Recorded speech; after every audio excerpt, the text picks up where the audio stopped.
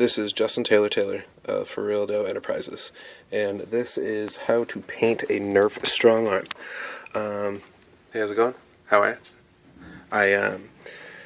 I just wanted to point out that I know that this isn't new, this isn't brand new, but I've noticed that I wanted to go particularly through a video of painting a Strongarm, because currently out there, available now, there's a lot of modification videos and quite a few, to paint videos, but none that really go through the intricacies of how to paint a Strongarm, because there's a lot of things to point out, and a lot of things you really want to bypass them. There's extra moving parts in this, and there's a few things, a couple tricks to make it look nicer, and a couple tricks to make it work better all the way through. I'm not exactly sure why I just had to stare at the gun the entire time while telling you that, but hopefully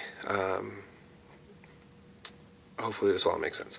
Alright, this will pop on back and forth as I go through, because like I said, I'm using my phone right now. Hopefully this is a quality enough video. If not, I apologize. This is Justin Taylor.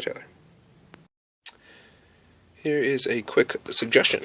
Especially during the Strongarm, there's a lot more advanced pieces, much more advanced pieces other than this. And but this is a great thing to go off of. You can use this this is a tip for all Nerf blasters. Do a quick little sketch like this. I first did this one, of course. This was one to do a little thoughts on painting, but of course that is not in the same direction as that it's pointing, and that's not. I'm thinking about screws in this point. So I did another quick one over here. Obviously, it does not look as nice, but it doesn't need to. This is just so I can have this above this. So as I take out the screws, so I know this one has different screw sizes. So I can take various screw sizes and put them. I can line them up here with this picture, so I can remind myself later, as opposed to just putting them around and getting confused. It's just a nice little trick. It takes just a moment, and it can keep you and save you time later and keep you from making a mistake. There's a quick little tip. Hey. So that's all the first original startup stock screws taken out. Just wanted to point this out for anyone who wants any little extra definite, someone who's worried about which ones they are. They're where I put all those little dots. So you know exactly what they are. I think that's 13, I think. 1, 2, 3, 4, 5, 6, 7, 8, 9, 10, 11, 12, 13. Yeah, 13 total. And there they are. There you go. I would like to point out, right as you start to pull off pull the halves apart, there's a catch spring that's going to try to escape. Beware, catch spring. It's going to be right under here. Just look out for it. You'll catch it. Just make sure it doesn't go flying. I can show you now inside. Here's inside the piece. Here we are. The catch spring right here. You won't be able to see it like that. It will look like this. The reason I have it out right now is because it's a pain in the butt to get back in and actually place back in there. The spring wants to keep escaping. So I put a dab of super glue, regular old super glue. Where is it? There it is. Yeah, right in the corner. God, I'm all over the place. There we are. At the top, just a tiny little dabble do ya right at the top. That's going to be drying. That's drying right now. Just so we have a little bit of ease of putting it in. Here, let's show you. Because when we're going back in, let's do this right now. Right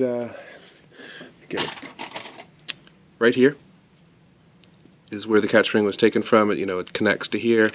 I mean, the catch spring's here, but the additional piece that connects to here that holds the catch spring is here. The spring goes against this piece here. I'll move this so you can see a little better. Yep, that nib here, this little plastic nib, bam. That's where the spring presses against. Inside here, and the top of it presses against this itself. So when you're putting it all together, you need to get, you don't get to see it from this side, it's from the other side. You don't have access to the spring. So I'm gluing the top part, so when this part won't move, so when I can push it upwards as I place it in. So I'll do that at the end, but I just wanted to point that out now so it's easy to understand. Here is a quick glance at it now. Well, it still has many pieces. Let's get closer. I'm going to remember to take that out, because remember, this is for painting. I'm removing all this for paint.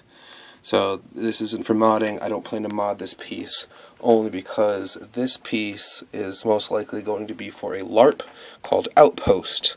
At one point I'd like to put a link to that LARP in this video. Here we go. Let's get as much as we can here. This is also for myself for later, and for any others that while they're going through this painting or modding their piece, they can use this to get in really close. Because some videos don't have the quality or don't take the time to get in close. So just so you have that, because this can easily be fast forwarded, ignored, whatever, but at least it's there for reference. Word. Oh, and of course the top still hanging, slanging. Wow, and I knocked that piece out. Watch out, that was super easy. Comes out like nothing. And that's hanging, and of course this already has a spring attached to it, beware, but don't worry, the way you get that out is after this is moved right under there. Oh shoot, look at that, piece just falling off. Right under there, that's where the spring's attached. You pull that out, then this piece will come off. It's no issue, not an issue, no problem. Look, the pieces are coming off without me trying. Thanks, folks. Alright, just an update, just so this piece right here, this is the top piece, obviously. The only thing you really have to worry about with here is just removing, when painting, is just removing this. You only need to pry it out. You just need a small screwdriver or something. You don't need just a tiny little pry to get this out. It's self-explanatory when you see it. And this entire piece comes right out entirely. Just takes a tiny bit of movement in the back, but it comes right out. That's that. This right here, this is still, that's been removed already from this area right here. That's just, you take that out at first because it has a spring inside that's very easy to lose, easy to pop out, so you just do that first. This right here, I want to show just so when placing it back together, it's much more. And oh, also right here, this green part, I just put that there as a reminder for that's the main screw. The main screw I had previously removed before I placed the video. That screw that spring right there, this comes right off. Place it down over here with the other pieces. This is all just a nice little reminder. The front's already off. The top came off automatically. That just is there. This no screws. This just pulls off like nothing. Here we are. And I'm just going to give it a nice little jiggle because it's a lot easier than you'd think. This entire piece just came off, on its own. Now, I'm going to pull these off individually. So, well, this is just a paint only right now. So perhaps I'll keep all of this together because this is all going to go in. I'm not going to be modifying this in any way. This is going to be a stock blaster for a LARP called Outpost. So this doesn't need to be modified. So regularly during a modification, these pieces would be getting taken out, but that can be for another video. Here's the inside. The screw I was talking Here's the inside. The spring I was talking about earlier when trying to remove the other half of this is right there. So you could have waited until now to remove it. So this will hang off. You pull this part right off. Oh, came off with my finger. Didn't even need to do much harder. So just remind yourself that goes there. Pretty easy. It comes through there and around in order to give itself its nice little hold. And it has a screw, so you don't have to worry about it coming from there. It has a nice screw to hold it. So that's all very easy. We'll place these together here. So those are pretty self-explanatory and can be placed afterwards. It comes off very nicely. That's great. Like I said, regularly you would pull this piece off first and start to remove all of that when modifying. But just because NERF loves me today, they made this so much easier to deal with. Real easy. So you play it out like that, play it straight, play it co. That's how it does, baby. No, but you know what I'm saying? I'm now totally putting this in like a darn fool. Oh, this thing. Thank God. Alrighty. So now that this piece is off, this just pulls right off like nothing, right off. Oops, jeez. Right off the other side. Boop, like nothing. This right here, look inside and you shall see. We're stashed in there somewhere. In there, right there, and right there, we have these little rat finks, the two screws you have to pull out of there. And then you can wiggle the whole piece off, this whole piece from the two orange main pieces. This will come off as well. And then when you're inside, there'll be one more Phillips screw to look for. You unscrew that, and then it'll all come apart for you, and then you can take this off for painting. When it's all opened up, I'll show you that as well. Now that it's open, here's this. This piece is, oh wow, popped right out. But that shows there's a screw in there. Keep that on there. Leave these together for easy reminder and removal. Groovy, groovy. Now over here, now this is open. This is what I was trying to explain. Inside of here is a dirty little screw. Take that off, and then you have this separate. I'm going to do that now, but I just wanted to show you the insides before I did it, so everything was nice and even and exact. This is over here, just because that's going to stay. I'm keeping all this intact because there's really no reason to pull much apart. Like I said, this is not for modification, this is for painting.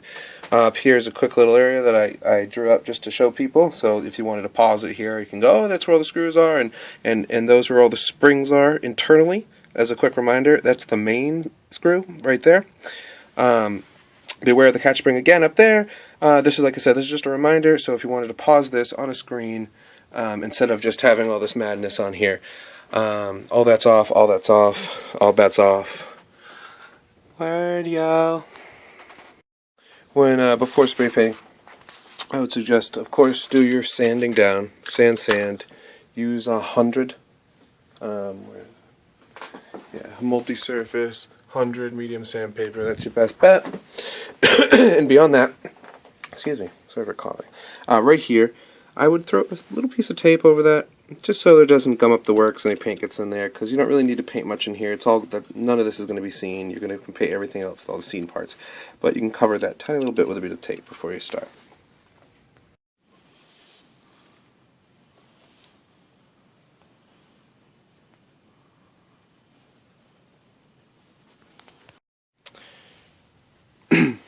After hours video. So, yep. Just a quick primer. Black Krylon. Did both sides. So I just show you that.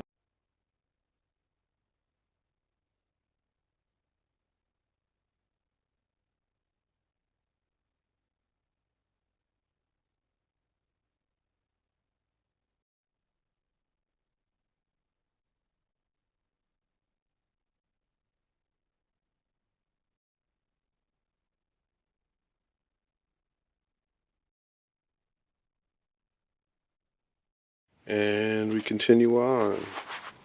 So, as you can see, I've added some cogs, just to steampunk up it a little bit. And that's the only part that I'm going to paint on this piece. Just a little bit of black there, all around, because when it gets placed inside there with the gold, you'll just see the nice little black parts, that's all. And to keep perfect operation in a clear chamber at the moment, and probably the final project is not going to have any sort of paint inside there, just to make sure it keeps perfect function.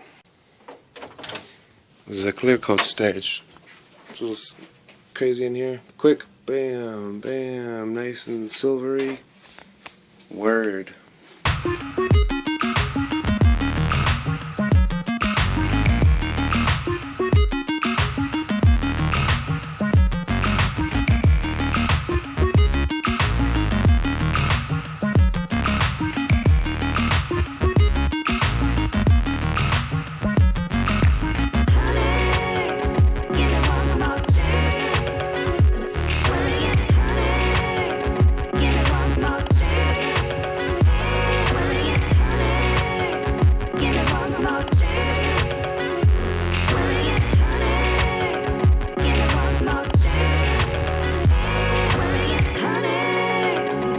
One more chance. Worry and honey, give it one more chance.